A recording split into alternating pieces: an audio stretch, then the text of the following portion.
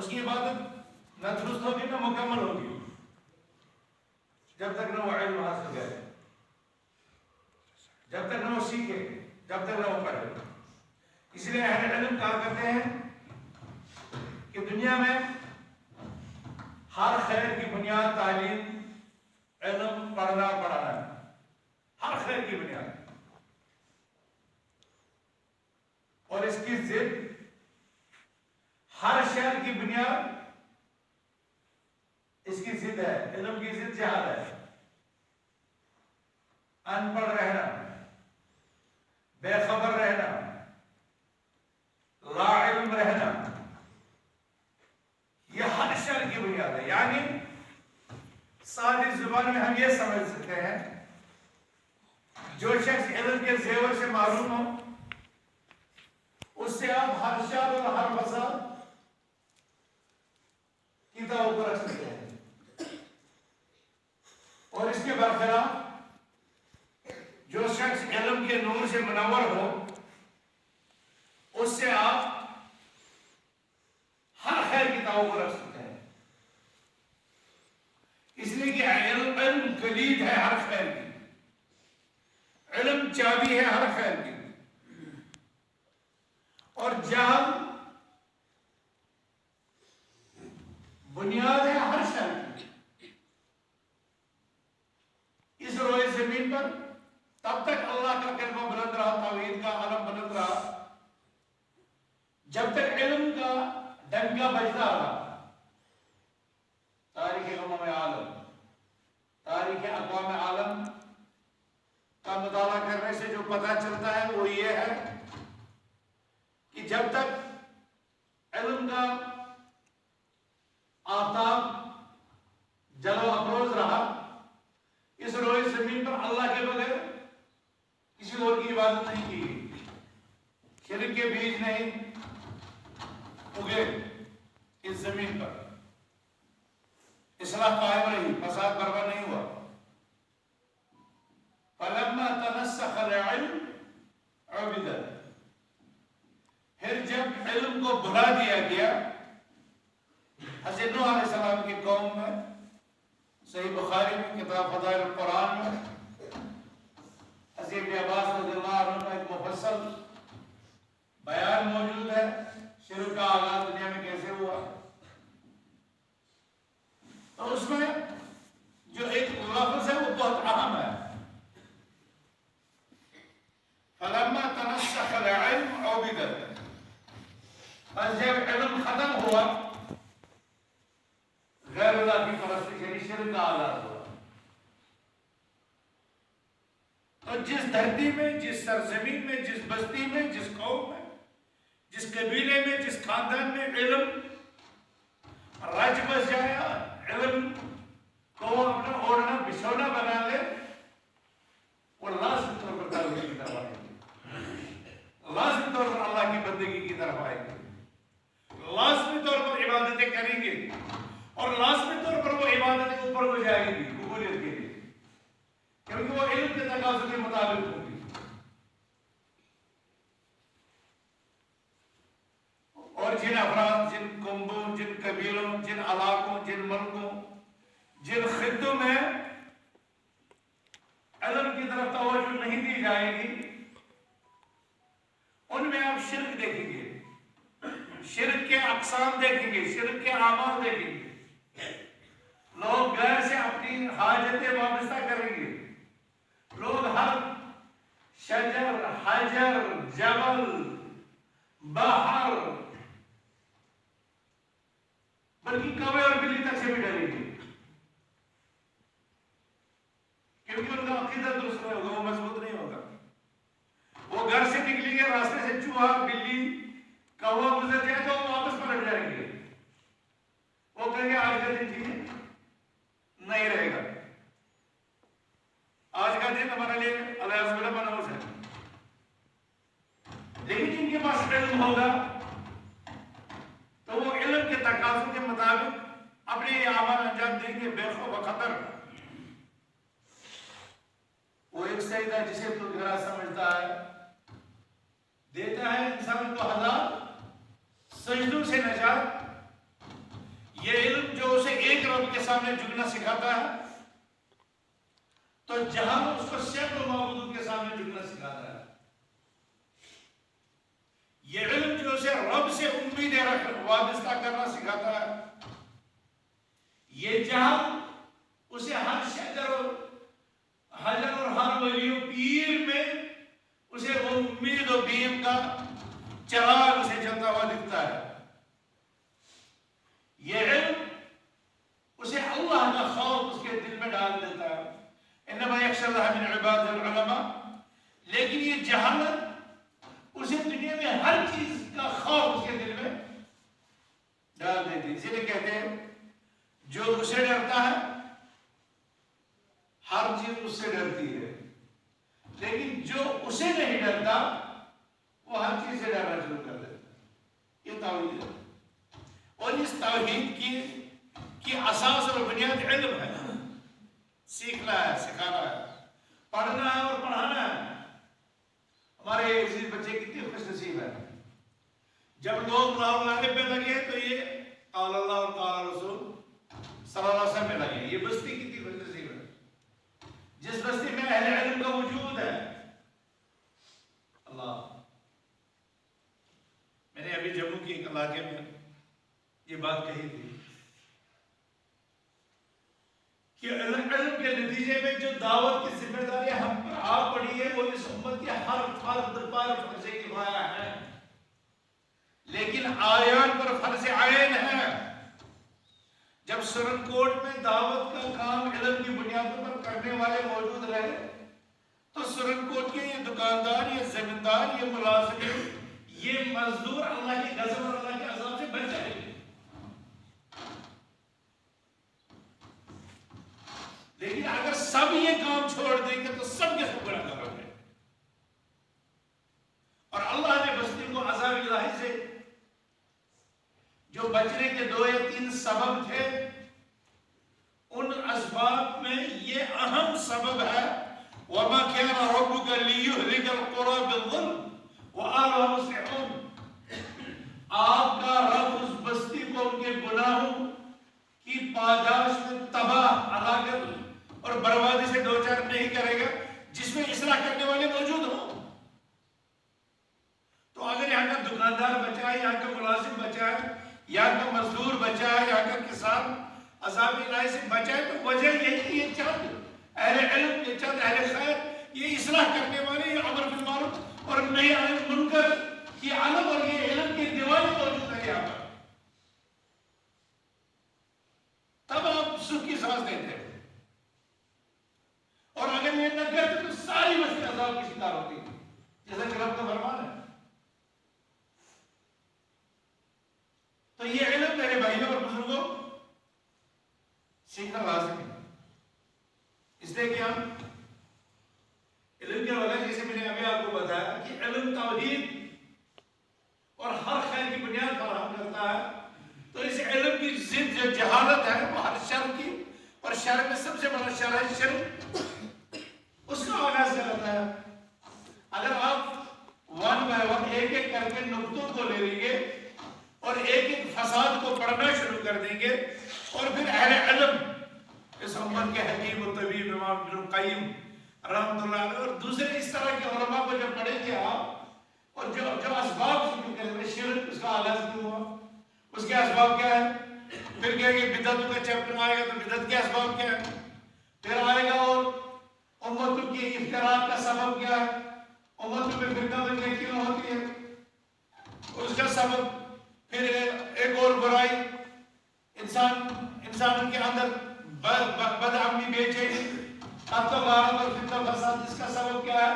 تو آپ یقین سے میرا چیلنج ہے آپ لوگوں کو، جا کر ساری کتابوں کو ٹٹولے اور ان اسباب کو پڑھیے، آپ کو ہر جگہ پہلا سبب الجہل دکھے گا۔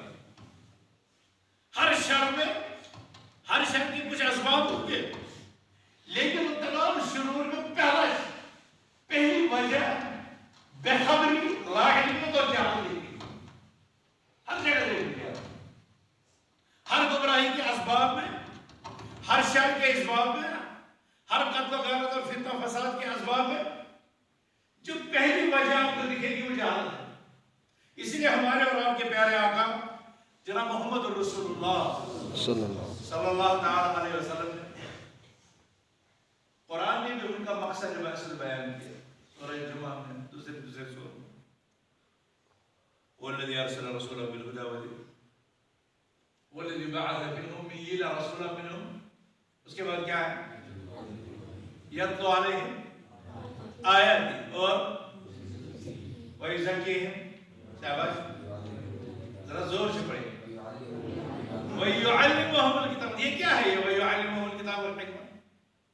یہ رسول اللہ صلی اللہ علیہ وسلم کی بعثت اور آپ کے بعثت نبی اور رسول بنا کر بھیجے، جو بھیجنے کے اسباب اس میں ذکر کیے ہیں کہ یہ پیغمبر ان میں سے تعلیم کتاب و سنت کا کام کرتا ہے، آیتوں کی تلاوت کرتا ہے، یہ سارا علم ہے اور پہلا حکم اقرا ہے۔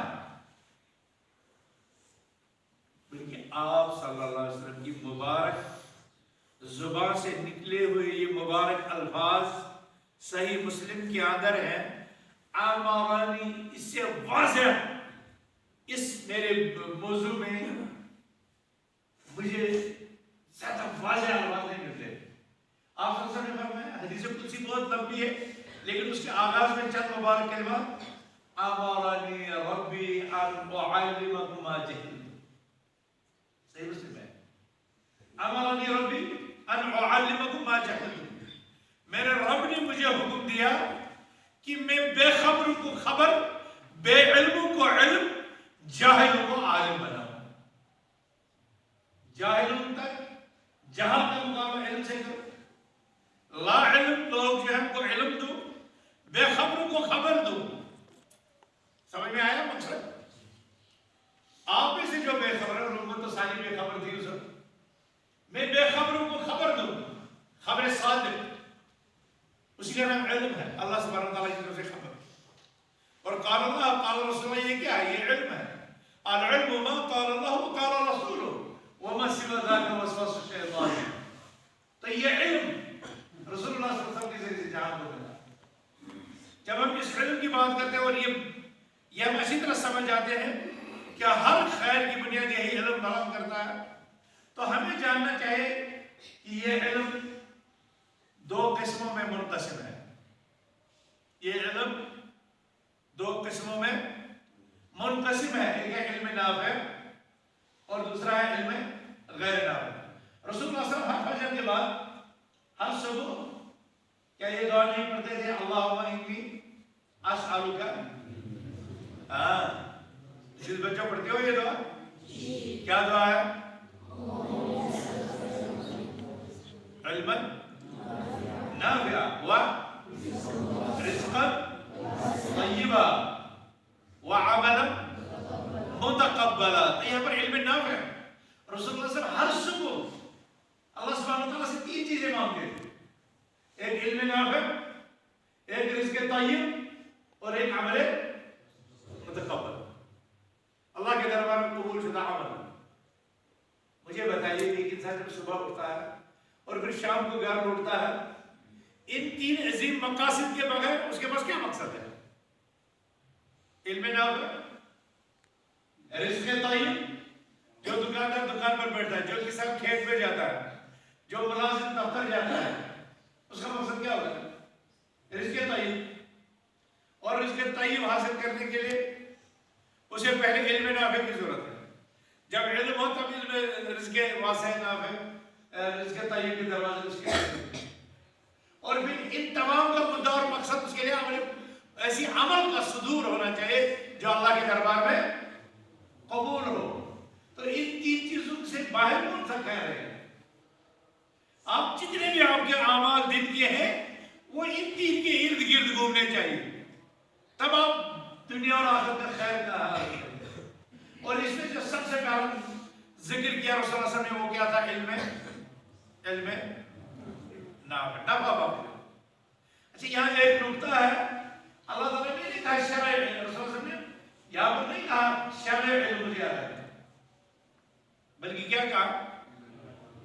علم نافع، نفع دینے والا ہے۔ اہل علم کہتے ہیں کہ دنیا میں دو طرح کے علم ہیں، ایک ہے علم نافع، دوسرا ہے علم غیر نافع۔ نافع کی بات کرتے ہیں تو اس کی دو قسمیں ہیں، ذرا یہ اس طرح یاد رکھنا، ایک ہے علم نافع، دوسرا ہے علم غیر نافع، اور جو علم نافع اس کی بھی پھر دو قسمیں ہیں، ایک ہے شرعی علم، دوسرا ہے ایک ہے شرعی علم تو دوسرے کو کہیں گے کیا غیر شرعی علم؟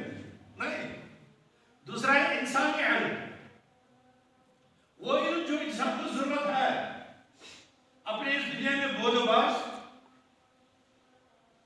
اپنی یہ زندگی کے شب و روز بہتر طریقے میں گزارنے کے لیے جو اس کے لیے مومن اور معاون علوم ہے، ایک علم ہے علم شرعی، دوسرا ہے وہ علم جو انسان کی ضرورت کا ہے، جیسے طب، میڈیکل، انجینئرنگ، اور مثلا محنت یعنی حرفہ جس کو کہتے ہیں نا کوئی پیشہ سیکھنا، یہ علم نفع بخش علم ہے۔ جب ایک انسان کے جب ہمارے پاس کاریگر تھے تو وہ انہوں نے اتنی خوبصورت دیواریں چنی، جب ہمارے پاس کاریگر تھے تو انہوں نے ہمارا لباس تیار کیا، جب ہمارے پاس کاریگر تھے تو انہوں نے یہ خوبصورت قالینیں اور چٹانیں اور پتہ نہیں کیا کیا بنائے۔ اگر ان کے پاس یہ ہنر اور یہ فن یہ علم نہ ہوتا تو کیا وہ ہمارے لیے تیار کر سکتے؟ اللہ نے کورونا کی شکل میں ایک وائرس دنیا میں ڈالا، تو اس وائرس کے وائرس اس کے کنٹرول کرنے کے ذرائع اس علم کو کے پیچھے ساری دنیا پڑ گئی، مہینوں تک اس کو قابو کرنے کا کوئی سراغ ہی نہیں، کوئی ذریعہ ہی نہیں ملا، اور آپ کسی نے دعویٰ کر دیا ہم نے ویکسین تیار کیا۔ تو یہ علم کے نتیجے میں ہوتا سائنس، اور سائنس جو ہے اس کو عربی میں علم ہی کہتے ہیں، سائنس کو عربی میں علم ہی کہتے ہیں، اس علم کو سیکھنا۔ تو علم دو طرح کا ہے، علم نافع اور علم غیر نافع، اور علم نافع کی دو قسمیں، ایک ہے شرعی علم اور دوسرا ہے انسان کے فلاح و بہبود کے لیے اس علم۔ اب ہم پہلے شرعی علم کی طرف آتے ہیں، تو جب ہم شرعی علم پر نظر دوڑاتے ہیں اوپر سے نیچے تک، وہ بھی ہمیں دو حصوں میں نظر آتا ہے۔ کتنے حصوں میں؟ پہلا جو حصہ ہے اس میں ہم میں سے کوئی اس کے بغیر مسلمان زندہ نہیں رہ سکتے۔ شریعت کے ان معاملات کا علم ہم میں سے، اسی لیے کہتے ہیں طالب العلم فریضۃ علی کل مسلم، شریعت کے کچھ معاملات ایسے ہیں کہ جن کی جانکاری کے بغیر ہمارا باعث مسلمان زندہ رہنا ممکن ہے ہی نہیں۔ اور دوسرا ان امور کا علم کہ اگر سرن کوٹ میں ایک آدمی جاننے والا ہو، دو جاننے والے ہو، تین جاننے والے ہو، تو دوسروں کو گناہ خلاصی حاصل ہو جائے گی، دوسروں کے لیے کام نہیں۔ لیکن اگر کوئی بھی نہ جاننے والا ہو تو ساری کی ساری بستی گناہ ہے۔ میرے خیال میں آپ کو سمجھ میں آ گئی ہوگی بات میں کہنا کیا چاہتا ہوں۔ اللہ کی توحید، اس کے بغیر کوئی مسلمان ہو سکتا ہے؟ ایک سیکنڈ کے لیے کوئی اسلام پر رہ سکتا ہے توحید کے بغیر؟ یہ انسان کی عمر بھر، انسان کے سال بھر، انسان کے مہینے بھر، انسان کے ہفتہ بھر، انسان کے 24 گھنٹوں، اور انسان کے ہر گھنٹے کے 7 منٹوں، اور ہر منٹ کے 7 سیکنڈ، 7 سیکنڈ کی ایک سیکنڈ میں بھی انسان توحید کے بغیر مسلمان، یعنی یہ اسلام اور یہ عقیدہ ہمارے جسم و جان کے ساتھ، اسی لیے اس کو عقیدہ کہتے ہیں، کیونکہ عقیدے کو آپ کو دل کے ساتھ باندھ دینا ہی، اس کے بغیر آپ کبھی مسلمان نہیں رہ سکتے۔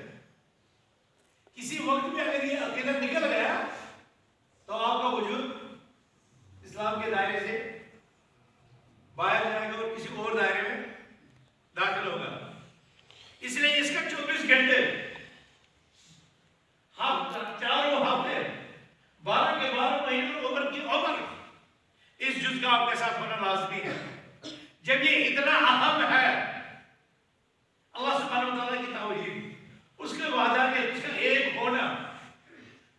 کے متعلق جانکاری حاصل کرنا بھی ہم سب پر فرض عین ہے. ضروری دارالعلوم میں ہی داخل ہو جائیں, علماء کی مجلس میں بیٹھیں, اہل علم سے سیکھیں, کتابوں میں پڑھیں, لیکن اس اللہ کی وحدانیت کو پہچانا, رب کے اکیلے ہونے کو پہچانا, یہ ہم میں سے ہر ایک انسان کی ذمہ داری, ہر ایک انسان کے پاس. پھر جب یہ توحید مل جائے تو ہمارا دوسرا رکن کیا ہے؟ اقامت صلاح, نماز کا ہے. کیا نماز کے بغیر اسلام ہے؟ بین العبد و بین الکفر ترک الصلاۃ, بندے اور کفر کے درمیان نماز چھوڑنا ہے. جب نماز حد امتیاز ہے, پڑھی تو مسلم, نہیں پڑھی تو ان کے دائرے میں, تو یہ کتنی اہم ہے انسان کی زندگی میں, سمجھ میں آئے؟ تو کیا یہ نماز کسی کے بغیر اوپر جائے گی؟ یہ نماز آپ اور ہم سے ایسے ادا ہوگی کہ یہ اللہ کے دربار میں قبول ہو جائے. قبولیت تامہ, عبادت تو وہ اللہ کے دربار میں ہے جو ہم قبول ہو جائے, جس سے اللہ راضی ہو جائے.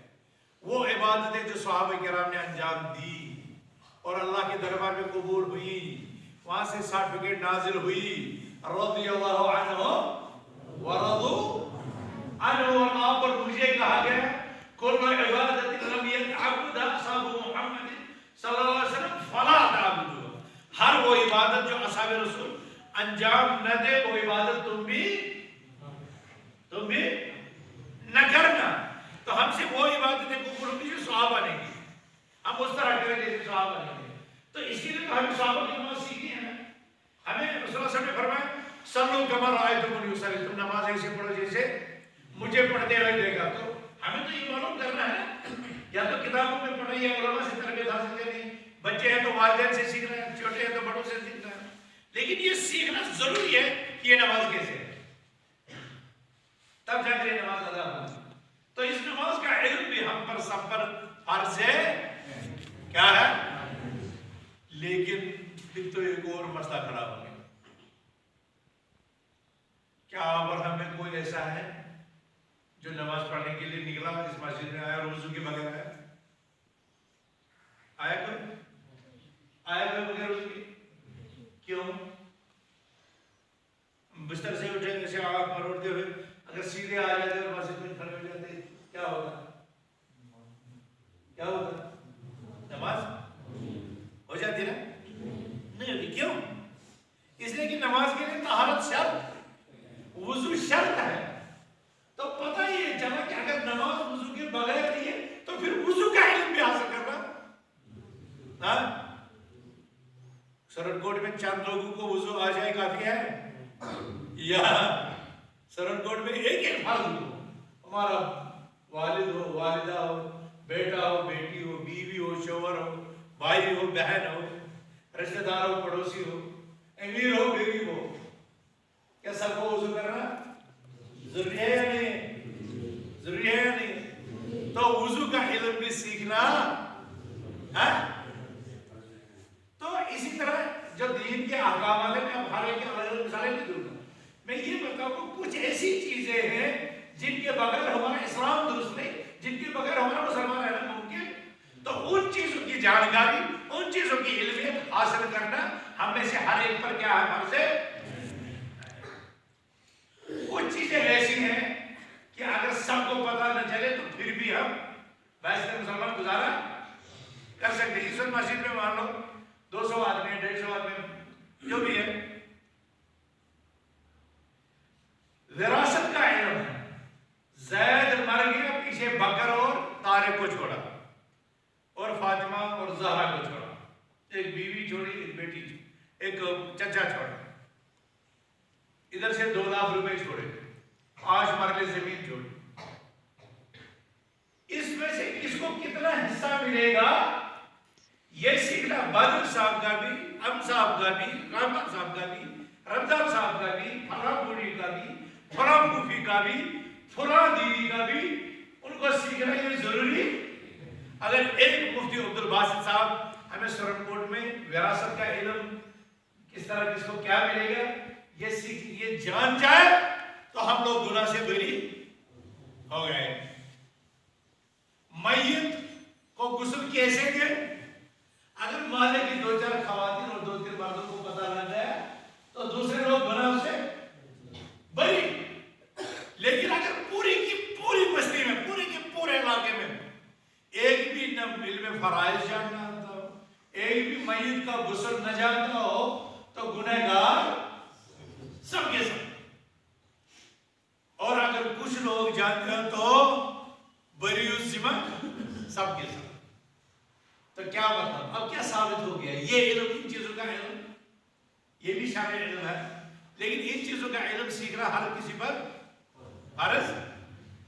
یہاں پر بہت لوگ چھوڑ گئے، یہاں پر بہت سے لوگ.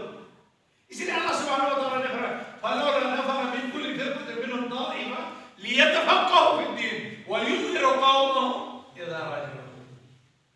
سورن کوٹ سے ماں اس کے مضافات میں ہر بستی، ہر علاقے سے کچھ لوگ، کچھ بچے تو دارالاسلام جانے چاہیے، کچھ جوان دارالحدیث پہنچ جانے چاہیے، کچھ لوگ البلد السلفیہ جانے چاہیے، کچھ لوگ دلی کے دارالعلوم، سعودی عرب کے دارالعلوم میں جانے، باقی لوگ گناہوں سے بچیں. لیکن اگر کوئی نہیں جائے گا تو سب کے سب کیا ہو جائیں گے؟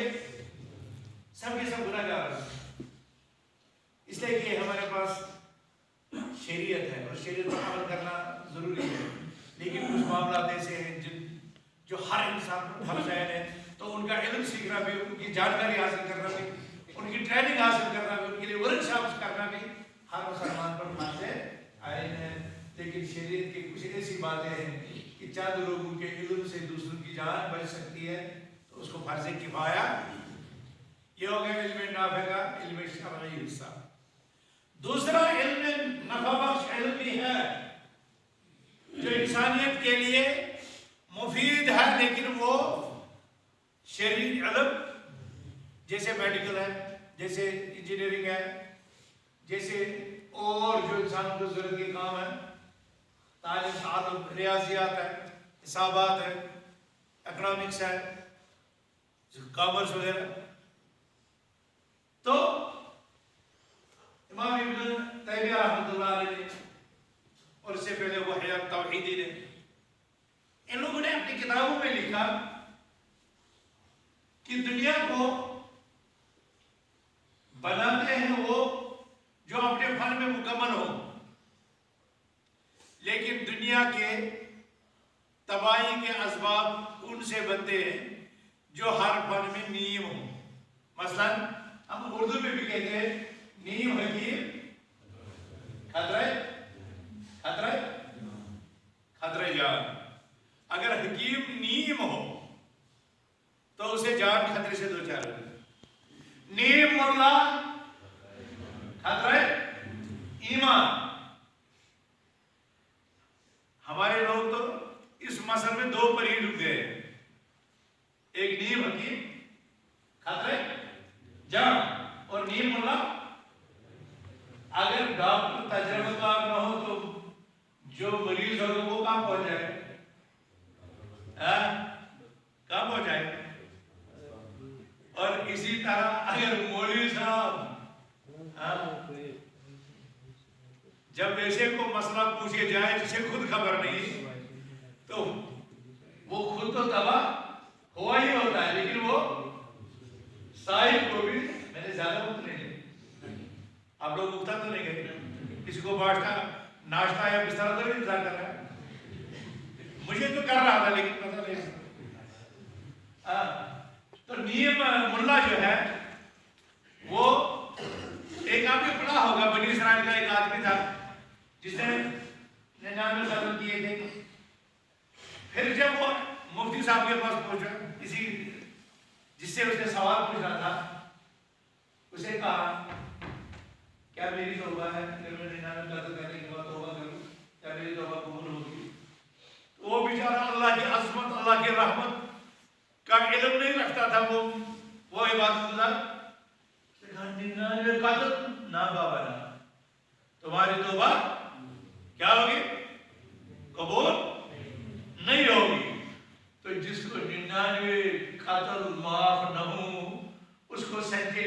کرنے میں پھر کیا رکاوٹ؟ وہ کہے گا جاننا میں وہاں ایک اور بہترین تو یہی ہے، اس کا بھی سر اٹھا دیا اور سینچری کمپلیٹ. تو اس شخص نے جو علم کے بغیر اسے جواب دیا، اپنے آپ کو مروا دیا اور اس کو بھی صحابہ قتل جو ہے. لیکن جب علم والے کے پاس اللہ کی رحمت کا علم، اللہ کی مغفرت کا علم رکھنے والے کے پاس وہ پہنچا تو اس نے اس کے آداب، توبے کے طریقے، توبے کے شروط اس کو بتا دیے. اپنے لیے بھی نجات کا باعث بنا، اس کے لیے بھی نجات کا. اور یہ دوسرا جو نیم حکیم تھا وہ اپنے لیے بھی کیا خطرہ جہاں سب وہ بن گیا. اس لیے شیخ الاسلام نے کہا نصف طبیب یفسد الابدان، نصف فقیہ یفسد الادیان، نصف المحدث یفسد البلدان. اسی طرح یہ لوگ ہے کئی لوگ کرتا ہے.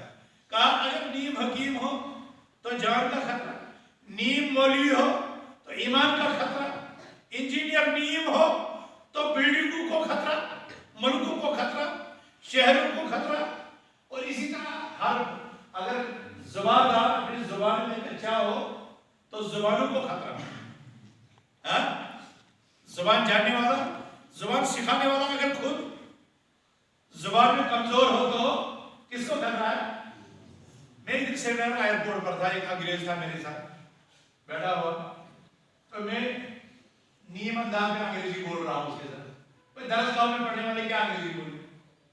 میں چھٹی کا تھا، چھٹی میں پڑھتا تھا، مجھے درسگاہ میں ڈال دیا والدین، اللہ تعالیٰ ان کی مغفرت کرنا.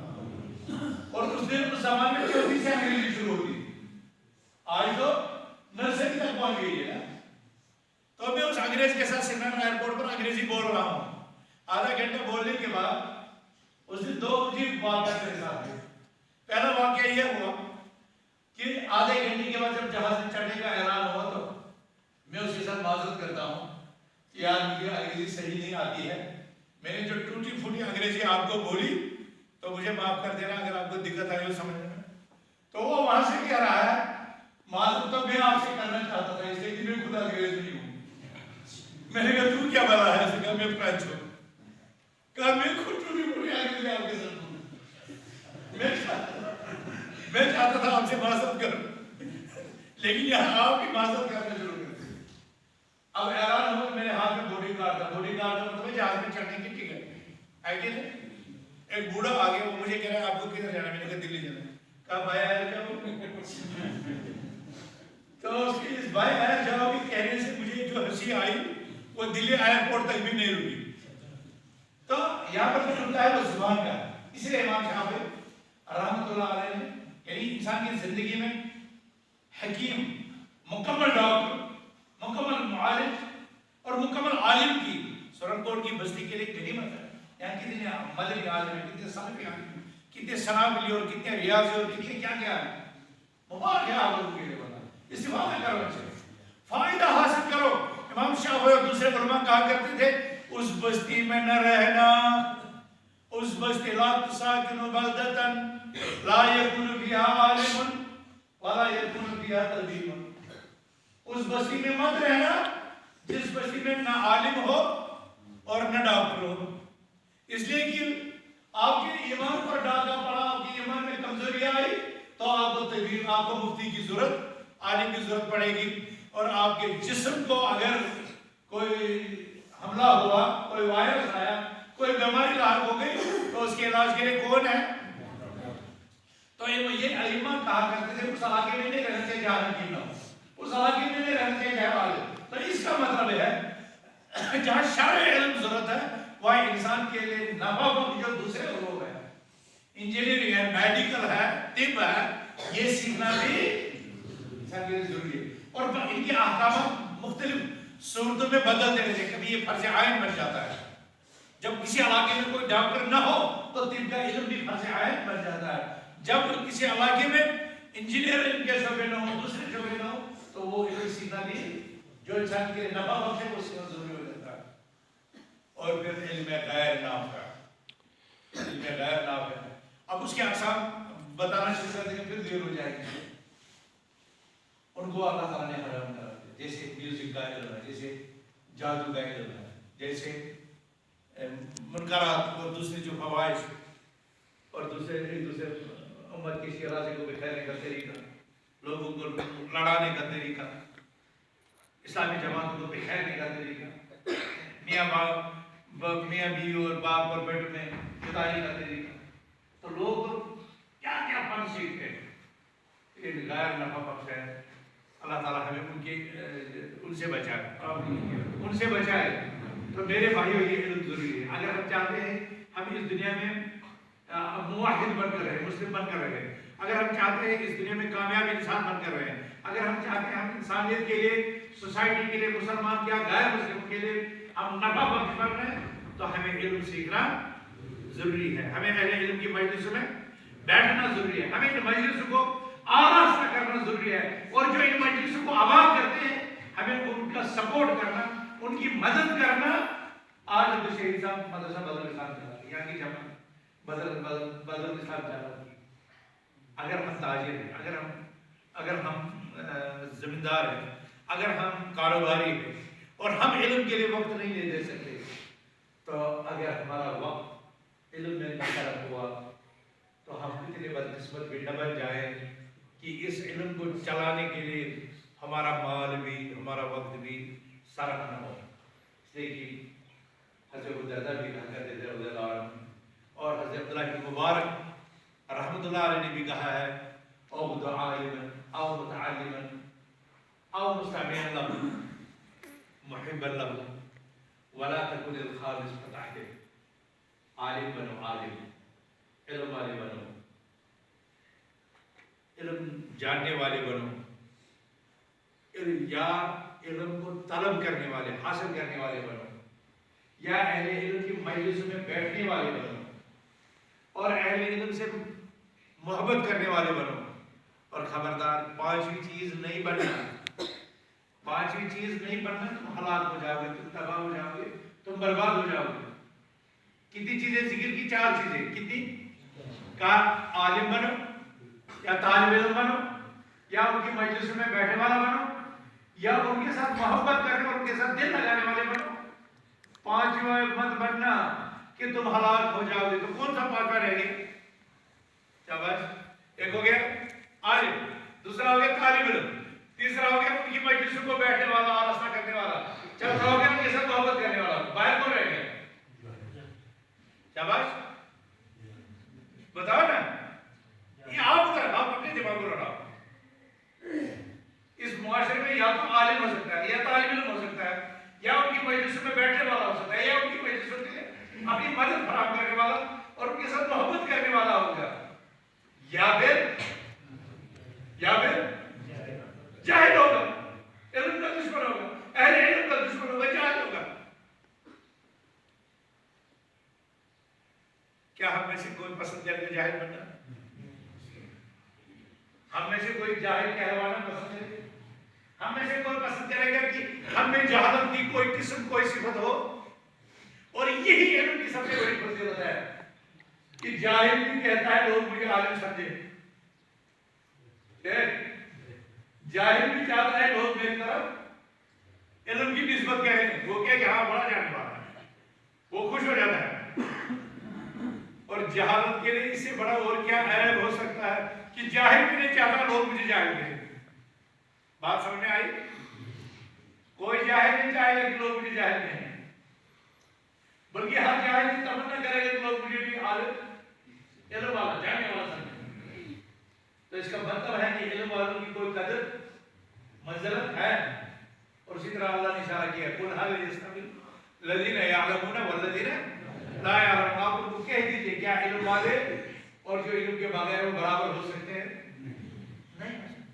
اگر نہیں ہو سکتے تو ہمیں کیا کرنا ہے؟ ہمیں علم سیکھنا ہے.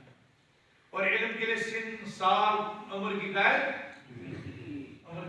یہ بچے ہیں, ہاں ان کے لیے ہم نے ایک ڈسپلن رکھا ہے, یہ اس عمر کے ہو جائے, یہ حفظ کریں گے. اگر ان چھوٹے بچوں کے ساتھ بادل صاحب کو بھی بٹھا دیں تو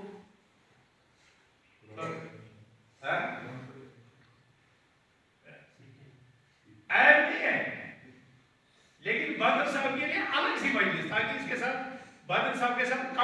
شمس مل جائے، ان کے ساتھ نجم تو ہم نہیں رکھیں گے، کیونکہ جب قمر اور بدر ہوتا ہے کیا شمس ہوتا ہے تو نجم کیا نظر آتے ہیں. اچھا نجم سے مجھے یہ بات آئی کہ آسمان کے اوپر تارے، آسمان کے بلندی کی طرف تارے ہوتے ہیں، چمکتے رہتے ہیں. جب ہم قرآن کا مطالعہ کرتے ہیں تو ہمیں ان آسمانی تاروں کے 3 فائدے نظر آتے ہیں. کتنے فائدے؟ ماشاءاللہ آپ کے پاس بڑے حفاظ ہیں، علماء ہیں، وہ جانتے ہوں گے. یہ جو آسمانی تارے ہیں ان کے 3 فائدے ہیں. کہیں قرآن نے کہا ہم نے آسمان کو تاروں سے مزین، وَلَقَدْ زَيَّنَا السَّمَاءَ، کیا ہے؟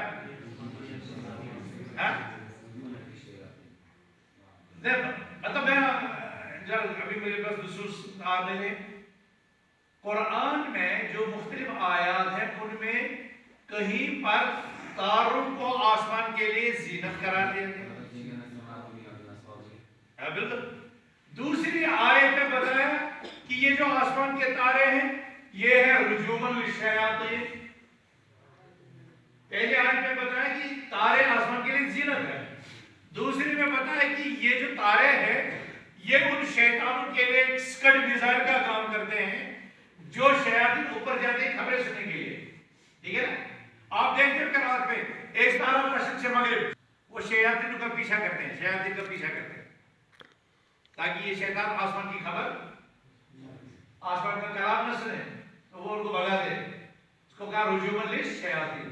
اور تیسری جگہ فرمایا وَبِالنَّجْمِ هُمْ یہتدون، یہ زمین پر چلنے والے مسافر آسمان کی تاروں سے اپنے راستے پاتے ہیں. اپنے راستے جو کھوئے ہوتے ہیں وہ ان کو راستہ ملتا ہے کہ آسمان کے تاروں کو دیکھ کے.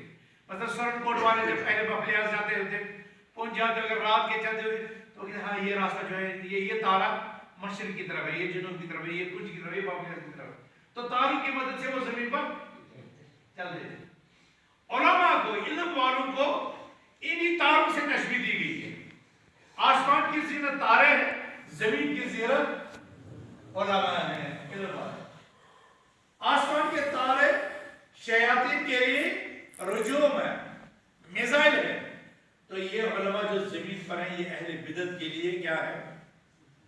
وہی. کیونکہ رسول اللہ صلی اللہ علیہ وسلم فرمایا یحمل هذا العلم من كل خارج عدول يعرفون انه تعلیم الغالب وكلام المبدل وتحويل الجاهل. یہ علماء اس دین کو صاف شفاف پہنچانے کی سائیکل اور جرم، اس دین میں ملاوٹ، اس دین میں تحریف، اس دین میں اپنی تعویلات، اپنی من چاہی تشریح ڈال دیتے ہیں. تو یہ اہل علم ہوتے ہیں جو ان کی دسیسہ کاریوں کو، ان کی شیطانی حرکتوں کو کرا جاتا ہے. تو جو کام آسمان کے تارے کرتے ہیں شیاطین کو باغ کرتے ہیں، لیکن وہ جو شیاطین اوپر جاتے ہیں نا وہ شیاطین الانس نہیں ہوتے، وہ شیاطین الجن ہوتے ہیں. اور اس زمین پر بھی شیاطین الانس چلتے ہیں، اس زمین پر شیاطین الانس چلتے ہیں. تو شیاطین الانس کو بگانے کے کام اہل علم ہے. آسمان کے تاروں کی صفت یہ بتائی وَبِالنَّجْمِ هُمْ یہتدون. وہ لوگ جو زمین پر چلتے ہیں رات کی تاریکیوں میں تو آسمان کے تاروں سے وہ اپنا راستہ چنتے ہیں.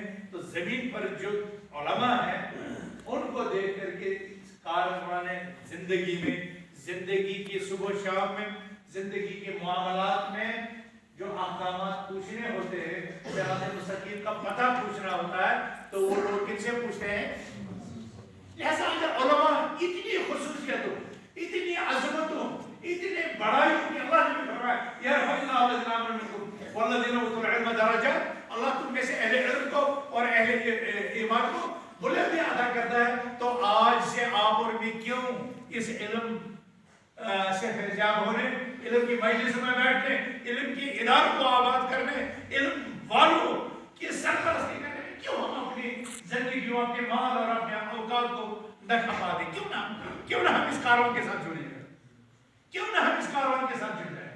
کیوں نہ ہم اس مشن کے ساتھ جڑ جائیں؟ کیوں نہ ہم، کیا یہ صرف عبدالباسط صاحب، عبدالرشید صاحب، حافظ عبدالماجد صاحب، اکرم صاحب، کیا یہ چند علماء کی ضرورت ہے؟ کیا ہے یہ آپ ہے؟ اور اگر ہمیں غضب الہی اور عذاب الہی سے بچنا ہے تو اس میں آپ اور ہم سب کو حصہ اپنی محنت کرنی ہے. اللہ تعالیٰ آپ کو بھی توفیق دے, اللہ تعالیٰ ہمیں بھی توفیق دے. یہ موضوع آپ اور ہم سب کے لیے کافی دلچسپ تھا, لیکن میں سمجھتا ہوں شاید میں نے کافی وقت لے لیا. اب اشراق کا بھی وقت شاید قریب ہو رہا ہے. میں انہیں کلمات پر اپنی بات کو ختم کرتا ہوں اس دعا, اس گزارش کے ساتھ کہ ان طالب علموں کی سرپرستی کیجیے, ان علمی اداروں کی سرپرستی کیجیے. جامعہ حدیث جموں کشمیر ہر خطے میں, ہر علاقے میں علم کی جو ہے نا یہ پودے جو لگا رہی ہے, علم کے جو مراکز کھول رہی ہے, علم کی جو کیاریں بنا رہی ہے, یہ تبھی ممکن ہے جب آپ جیسے لوگ اپنا وقت, اپنا مال, اپنے جذبات, اپنے احساسات, اپنی دعائیں اس کے لیے وقف کرتے ہیں. تب جا کر کے جو ہے یہ اسلام کے قلعے بنتے ہیں جن میں پناہ گزین ہو کر کے یہ بچے اسلام کے علم بردار بنتے ہیں, اسلام کے عالم بنتے ہیں. تبھی جا کر کے ہم ان پر فخر کرتے ہیں, تبھی جا کر کے یہ رد بدعت کرتے ہیں, تبھی جا کر کے نشر سنت کا کام کرتے ہیں, تبھی جا کر کے توحید کے کا پرچار کرتے ہیں, تبھی جا کر کے یہ امن یکجہتی اخوت اور محبت کے گیت گاتے ہیں اور لوگوں کو اس کی طرف بلاتے ہیں, تبھی جا کر کے حقوق الہی کے ساتھ ساتھ حقوق انسانی کے تحفظ کی بھی بات کرتے ہیں. لیکن اگر ہم ایسا نہیں کریں گے تو اللہ بچائے ہم کسی بڑے فتنے سے, بڑے ہلاکت سے, بڑے عذاب سے دوچار ہو جائیں گے. اس سے پہلے کہ ہم میں سے کسی کو وہ عذاب آ گئے, آئیے ہم اس کاروان علم و ادب کے ساتھ, اس کاروان دعوت کے ساتھ جڑ جائیں تاکہ ہماری دنیا بھی سدھر جائے, ہمارے آنے والی نسلیں بھی سدھر جائے اور ہماری آخرت بھی سدھر جائے. اللہم اصلح لنا شأننا کلہ, اللہم اصلح لنا شأننا کلہ. الہ العالمین ہمارے حال پر رحم فرما, اللہ العالمین ہمارے عیال پر رحم فرما, الہ العالمین ہمارے آل و اولاد پر رحم فرما, الہ العالمین ہماری بستیوں پر رحم فرما, الہ العالمین ہمیں اپنے غضب سے نجات دے, الہ العالمین ہمیں اپنے عذاب سے نجات دے, الہ العالمین ہمیں اس دنیا کے لیے رحمت امن کا علم بردار بنا دے. الہ العالمین یہ دنیا شر فتنہ اور فساد کی جگہ بن چکی, الہ العالمین ہمیں اس کے ہر شر سے, اس کے ہر عذاب سے, اس کے ہر فتنے سے, اس کے ہر آفت سے محفوظ رکھ. الہ العالمین کورونا وبا سے نجات دے, الہ العالمین ہر عذاب سے نجات دے, ہر وبا سے نجات دے. الہ العالمین ہم پر اپنے رحمت کے دروازے کھول دے, اپنی برکت کے دروازے کھول دے, اپنے رزق کے دروازے کھول دے, علم نافع کے دروازے کھول دے, ہمیں صالح کی توفیق عطا فرما. الہ العالمین ہمارے وہ بزرگان جنہوں نے علم کی جوت جگائی تھی, ہمارے وہ مفتیان, ہمارے تاریخ کے بزرگ جنہوں نے اس دعوت اور اس تعلیم اور اس تربیت کے اس قافلے کو رواں دوا کیا تھا, الہ العالمین ان کی قبر پر نور فرما, ہمارے والدین کی قبر پر نور فرما, جو زندہ ہے ان کی مغفرت فرما, ان کو ہدایت اور استقامت عطا فرما. الہ العالمین جو لوگ آج بھی اس کاروبار سے نہیں جڑے ہیں, جو آج بھی ہدایت سے محروم ہیں, جو آج بھی غفلت کی زندگی گزار رہے ہیں, الہ العالمین ان کے دل حق کی طرف موڑ دے, ہدایت کی طرف موڑ دے, مسجدوں کی طرف موڑ دے, درسگاہوں کی طرف موڑ دے, قرآن و سنت کی طرف موڑ دے. الہ العالمین روحانی بیماریاں دور فرما, جسمانی بیماریاں دور فرما. یہ لوگ ہسپتالوں میں زیر علاج ہیں, گھروں میں زیر علاج ہیں, الہ العالمین انہیں ہر شر, ہر بیماری سے نجات عطا فرما. کتنے لوگوں کا کاروبار متاثر ہوا, کتنے لوگ قرضوں کے بوجھ تلے ڈوب گئے, الہ العالمین ہر غم, ہر پریشانی سے نجات دے. اللہم انا عبادک بنو عبادک بنو ایمانک نواسینا فی یدک ماض فینا حکمک عدل فینا قضاؤک نسألک بکل اسم هو لک سمیت به نفسک او انزلته فی کتابک او علمته واحدا من خلقک او استأثرت به فی علم الغیب عندک أن تجعل القرآن العظيم ربيع قلوبنا ونور أبصارنا وجلاء صدورنا وذهاب همومنا وغمومنا يا أرحم الراحمين. اللهم إنا نسألك الهدى والتقى والعفاف والغنى. اللهم ألف بين قلوبنا وأصلح ذات بيننا واجمعنا على الحق يا أرحم الراحمين. أقول قولي هذا وأستغفر الله لي ولكم ولسائر المؤمنين إنه تعالى جواد كريم ملك البر والرحيم. السلام عليكم ورحمة الله وبركاته.